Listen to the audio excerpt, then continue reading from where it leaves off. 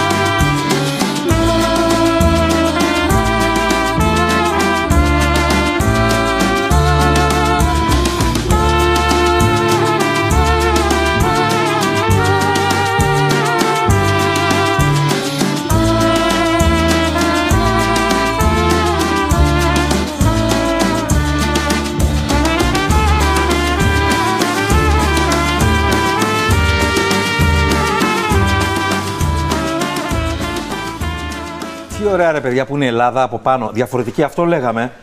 Εκείνο το καταπληκτικότερο πλάνο που μου άρεσε, αν το βρούμε να το κάνουμε στο καρέ, είναι κάρβουνο που φτιάχνουν και φαίνεται σαν ένα πίνακα ζωγραφικής. Καλώς τα παιδιά. Σπύρος Τάπας. Τόμας Κοζάτσκα. Ποιος είναι ο Κοζάτσκα? Πού είσαι? Πολωνία. Πού, Πολωνία. Πολωνία. Μπράβο ρε γίγαντα. Αργύρης Σταματήρης Πόντιος. Θρακιώτης. Παιδί μου, ναι. Σε είδης τώρα. Μην με προσβάλλεις, Πόντιος. Και Γιώργος Καβαλάς, καλά το λέω? Καβάλας. Καβάλας. Ναι. Καβάλας. Εντάξει, το κάνετε πάρα πολύ καλά. Εγώ σας ζηλεύω. Εσύ ήσουν ο εμπνευστής. Η ιδέα λοιπόν ξεκίνησε, σου κάνα δώρο ένα ντρονάκι, κάνα τέτοιο προφανώς. Αυτό είναι πολύ καλό προς αυτό. Είναι πολύ καλό. Αυτά των 20 ευρώ, 30 ευρώ αέρα, να το χάνει. Εντάξει, τα έχουμε ζήσει. Μετά μπαίνει στην παρέα νούμερο 2 ο Τόμας εδώ, επειδή δουλεύαμε μαζί στην ίδια εταιρεία τότε. Πού δουλεύετε, τι δουλειά κάνετε? Δουλεύαμε τότε μαζί σε μια χαρτοβιομηχανία. Οπότε ήσασταν συνάδελφοι και σε παρέσυρε ο κολλητός. Αργότερα εδώ ο Αργύρης πήρε έναν ντρόουν από ένα φίλο και το χάσε. Και με ξυπνάει ένα μεσημέρι γιατί του είπα: αν θες να το βρεις, πάρ' το Σπύρο να σε βοηθήσει. Και με ξυπνάει ένα μεσημέρι, έχασα τον ντρόουν, το βοηθάει να το βρει. Το βρήκε. Με GPS. Το βρήκε από το στίγμα που πήγε. Από στίγμα, GPS, στο στίγμα. Ναι. Τότε το χάσε και το βοήθησα που θα το βρει.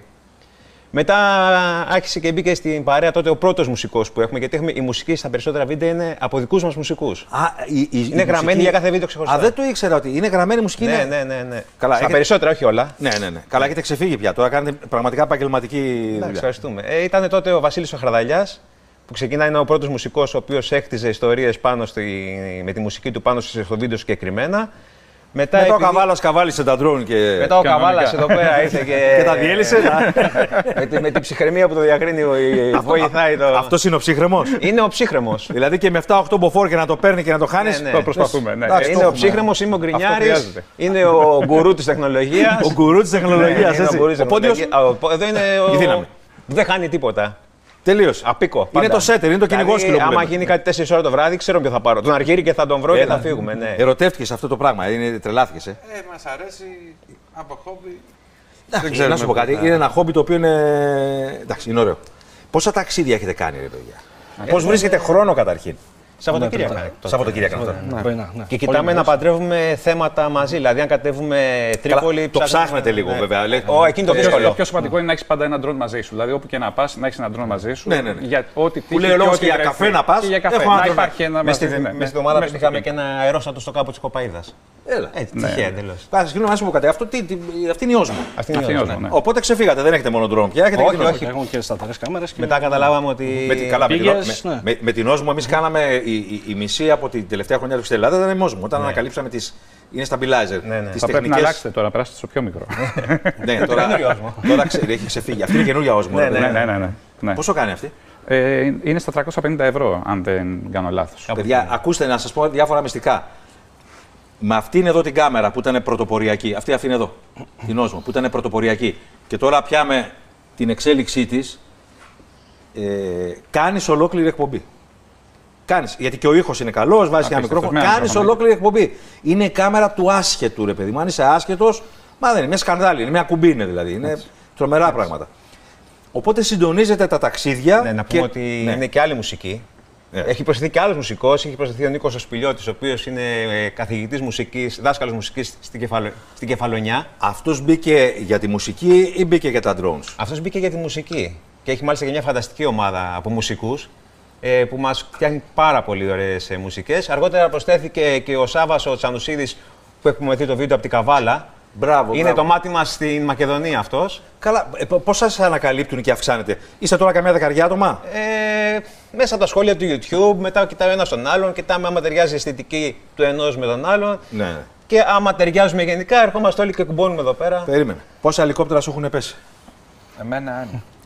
Το βρήκες? Ναι. Το βρήκες. Εσένα πόσα σου έχουν πέσει? 2. Τα βρήκες? Τα βρήκα. Μπράβο, ρε παιδιά, πώς το κάνετε? Εσένα πόσα σου έχουν πέσει? Εγώ δεν πετώ πια. Έχω πολύ καιρό να πετάξω. Συντονίζεις. Εγώ συντονίζω και επειδή έχω αναλάβει το. Ναι. Playmaker, εσύ πόσα? Κανένα. Προς το παρόν. Κανένα. Είναι ψύχρεμος, το είπαμε. Εμείς έχουμε χάσει 2. Το ένα το παρέσιο Αλιάκμονας πρέπει να είναι κάπου στο Θερμαϊκό. Ήταν η πρώτη γενιά drones και δεν μπορούσε να πιάσει τα κλαδάκια των δέντρων. Ακουμπάει σε ένα κλαδάκι, πλαγιάζει. Και το χαιρετήσαμε. Γι' αυτό τώρα πήραμε και το υποθαλάσσιο. Πήραμε το υποθαλάσσιο για να τα βρίσκουμε. Αυτό είναι υποθαλάσσιο. Μέχρι 30 μέτρα βάθος. Λειτουργεί με καλώδιο φυσικά αυτό. Καλωδιακό, δεν μπορεί να είναι. Είναι μέχρι 70 μέτρα περίπου μπορεί να. Δηλαδή παρακολουθείτε εσείς τις εξελίξεις τεχνικές. Ναι, όσο μπορούμε. Από την ιστορία αυτή βγάζετε λεφτά? Αυτό είναι μια μεγάλη κουβέντα. Ενώ δηλαδή έχετε. Ποιο είναι το κανάλι που έχετε? Κοιτάξτε, σήμερα για παράδειγμα, μου είπαν ότι παίχτηκε το βίντεο από την Λευκάδα. Στη Λευκάδα μας κάλεσε ένας επιχειρηματίας, ο οποίος δεν μας είπε ποτέ και τι δουλειά κάνει. Δεν μας είπε τι δουλειά κάνει τελικά. Και μας είπε: Δία, θέλω να τραβήξω το νησί, το κάνετε καλά. Πάμε. Ναι, και του λέμε: Ωραία, τι δουλειά κάνει? Έχεις ένα ξενοδοχείο, μεταφέρει να σου πάρω και 2 πλάνα. Και είπε: Δεν με ενδιαφέρει να μου πάρεις. Αγαπάω το νησί μου. Άμα βγει καλό το νησί, θα δουλέψουμε όλοι και είμαστε εντάξει. Ο οποίος πλήρωσε, ας πούμε. Πλήρωσε τα έξοδά μας να πάμε στη Τα Λευκάδα. έξοδα, ναι. Θέλω να πω, δεν γίνατε πλούσιοι από αυτή την τρέλα σας. Θα διαλύσουμε. Θα το Ναι. κάνουμε. Οπότε- Πάμε μετέωρα, θα πάμε. Μετέωρα, Ναι, έχουμε ξαναπάει.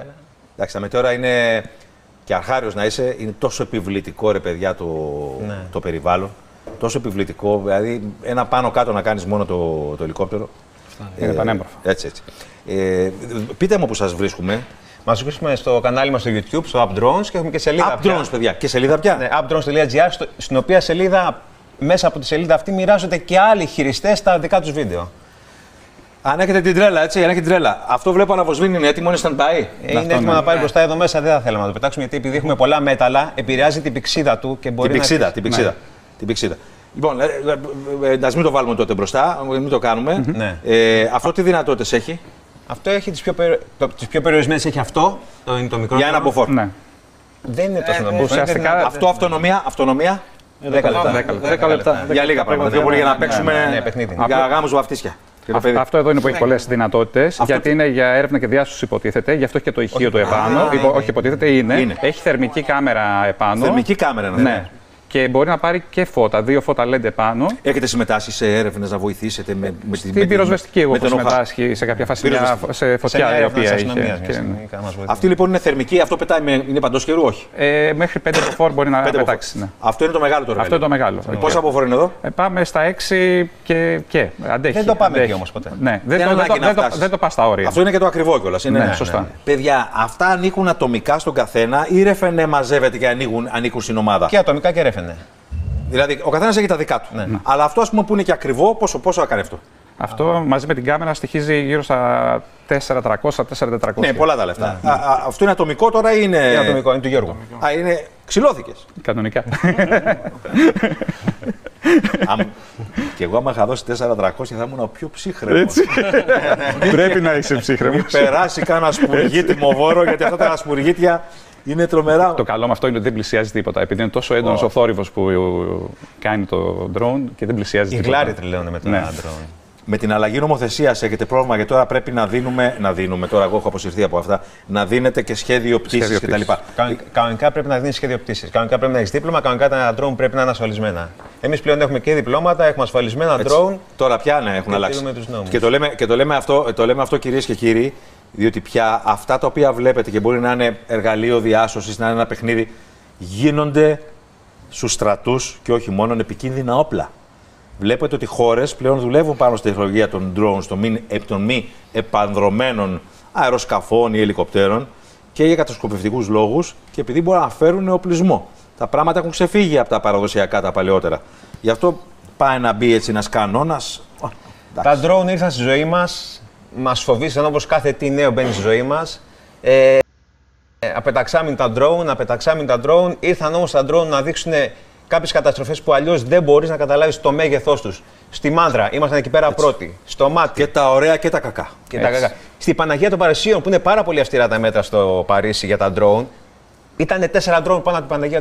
Τα drone και βοήθησαν και πάρα πολύ και την πυροσβεστική. Όλα θέλουν ένα μέτρο και όλα θέλουν ένα όριο.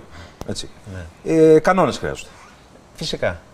Παιδιά, ευχαριστούμε πάρα πολύ. Και εμείς ευχαριστούμε πάρα πολύ. Να είστε καλά. Δύναμη.